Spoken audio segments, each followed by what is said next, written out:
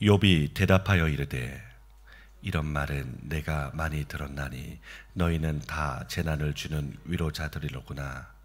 헛된 말이 어찌 끝이 있으랴. 내가 무엇에 자극을 받아 이같이 대답하는가. 나도 너희처럼 말할 수 있나니 가령 너희 마음이 내 마음 자리에 있다 하자. 나도 그럴듯한 말로 너희를 치며 너희를 향하여 머리를 흔들 수 있느니라. 그래도 입으로 너희를 강하게 하며 입술의 위로로 너희의 근심을 풀었으리라. 내가 말하여도 내 근심이 풀리지 아니하고 잠잠하여도 내 아픔이 줄어들지 않으리라.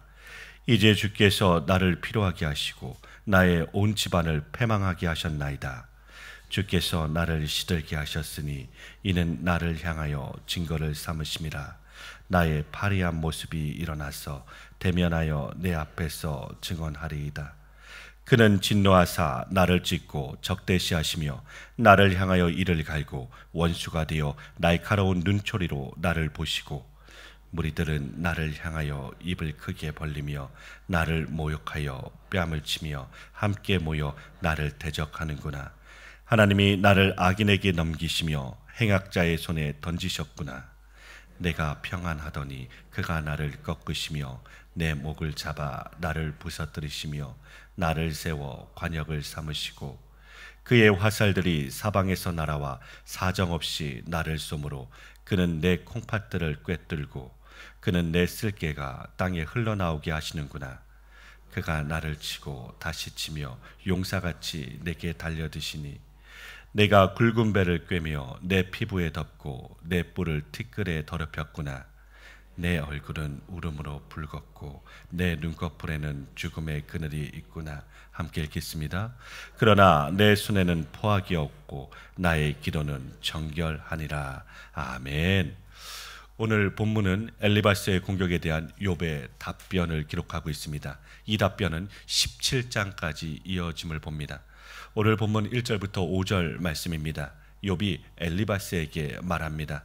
엘리바스만이 아니라 오늘 우리에게도 말씀하고 있습니다. 욥은 이런 말을 내가 많이 들었다고 하죠. 이런 말이란 지금까지 욥에게 한 세 친구들이 한 말입니다. 한 번으로 욥에게 말한 것이 아니라 다시 엘리바스가 말을 하였기에 욥이 하는 말이 이런 말은 내가 많이 들었다고 하는 것입니다. 이미 많이 들은 이야기를 다시 하니 너희는 다 재난을 주는 위로자들이라고 합니다. 욥이 지금 재난을 당하고 있는데 욥의 친구들이 위로한다고 하는 말이 오히려 욥에게 재난이라는 말입니다. 재난을 주는 위로자들이라는 말이 다른 성경 번역본으로 보면 번뇌케 하는 아니자 하거나 하나같이 나를 괴롭게 할 뿐 또는 자네들이 준다는 위로라는 것이 기껏해야 괴로움을 줄 뿐이라고 번역함을 봅니다. 욥이 당하는 이런 고난을 세상의 경험과 지혜와 사람의 위로의 말로는 결코 위로가 되지 않는 것이죠. 심지어 신의 계시를 받았다고 주장하는 엘리바스의 말로도 욥은 위로가 되지 않습니다. 그러므로 이런 위로들은 다 헛된 말이라고 합니다. 이런 헛된 말이 어찌 끝이 있을 것인가 라고 하면서 도대체 무엇에 자극을 받아서 이같이 대답하느냐고 합니다. 그러면서 욥은 나도 너희처럼 말할 수 있다고 하지요. 입장을 바꾸어 생각해 보면 나도 그럴듯한 말로 너희를 치며 너희를 향하여 머리를 흔들 수 있다고 말합니다. 머리를 흔든다는 것은 저주 받은 자들에게 대하여 조롱을 가하는 표현입니다. 시편 22편 6절부터 8절 말씀입니다. 나는 벌레요 사람이 아니라 사람의 비방거리요 백성의 조롱거리이니이다. 나를 보는 자는 다 나를 비웃으며 입술을 삐죽거리며 머리를 흔들며 말하되 그가 여호와께 의탁하니 구원하실 걸 그를 기뻐하시니 건지실 걸 하나이다. 아멘. 다윗의 시편은 그리스도의 고난을 예표하고 있습니다. 이런 일이 십자가에서 그대로 일어납니다. 그러므로 지금 욥이 당하는 고난이 그리스도의 영에 의하여 다윗과 같은 고난이라는 것입니다. 이러한 고난이 그리스도의 고난을 예표하는 것이며 동시에 주님의 자녀가 이 땅에서 당하는 고난을 말하고 있습니다. 욥이 자신도 욥의 친구들처럼 할 수 있다는 말은 자신이 까닭 없는 고난을 당하기 전에는 그렇게 생각하고 살았다는 말입니다. 그래서 너희가 내 입장이 되고 내가 너희의 입장이 되었다면 나도 너희들처럼 고개를 흔들었을 것이라고 하는 것입니다. 그러나 내가 이 고난을 당하고 나니 그렇게 할 수 없다는 것을 알았다는 것입니다. 이러한 욥의 입장은 욥이 되어보지 않고서는 결코 모를 일입니다. 5절 말씀에서는 그러나 나는 그렇게 하지 않았을 것이라는 모습으로 보이지만 다른 번역을 보면 앞의 내용과 연결되어 나도 너희들처럼 입에 발린 말로 하였을 것이라는 말입니다.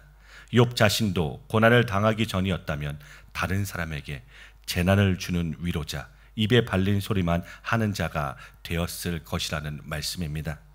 히브리서 5장 7절부터 10절 말씀을 제가 읽겠습니다.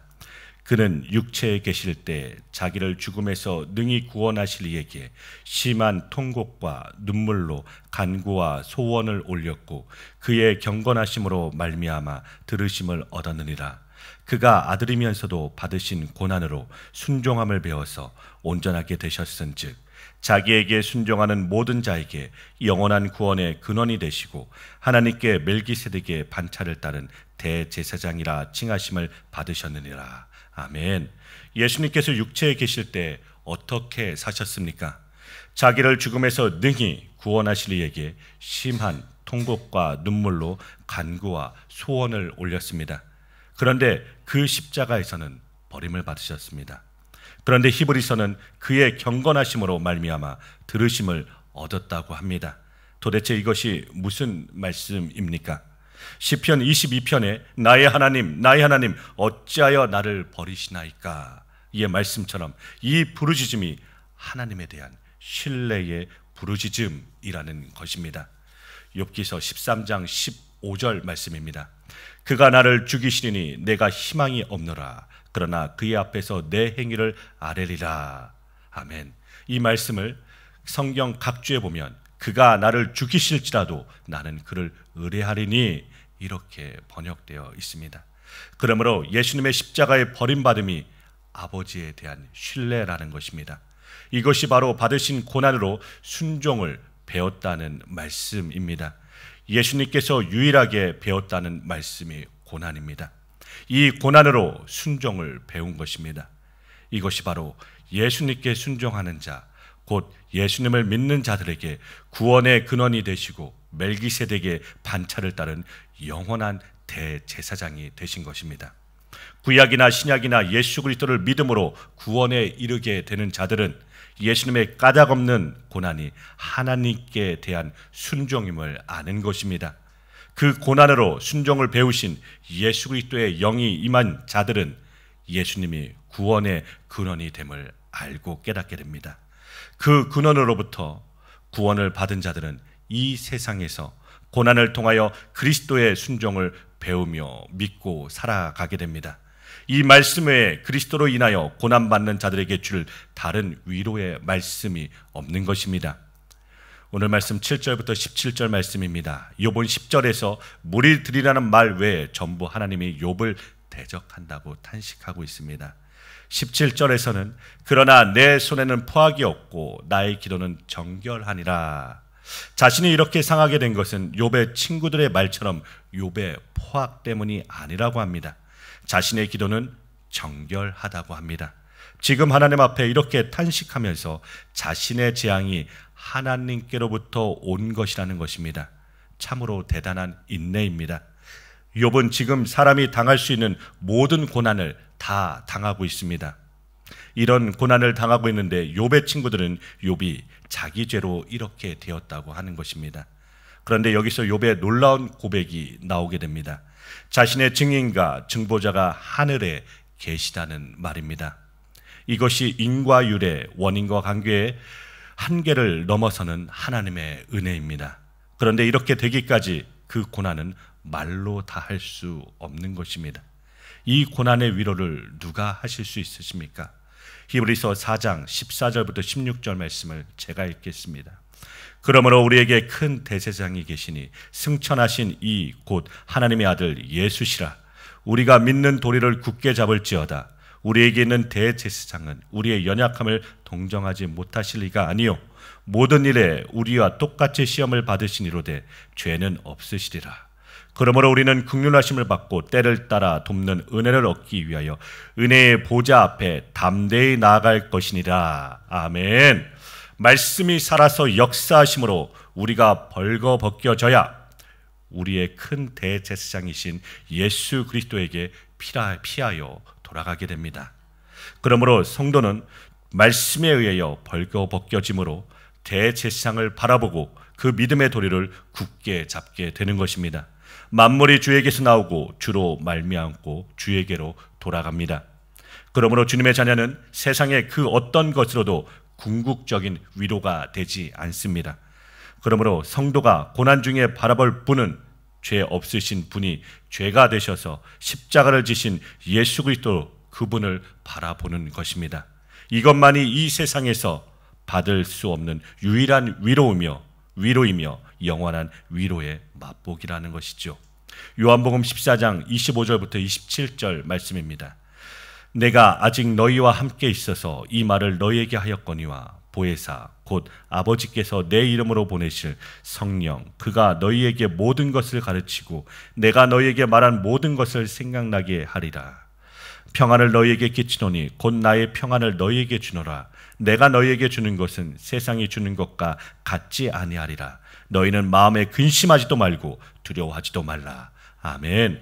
예수 그리스도께서 보혜사를 통하여 주시는 이 평안은 지금 그리스도로 인하여 고난 중에 있는 자들에게는 위로가 되는 것입니다. 예수 그리스도께서 다 이루신 자리가 저주받아 죽었던 십자가입니다. 예수 그리스도의 십자가 안에서 참된 위로가 있기를 간절히 기도드리며 소원드립니다.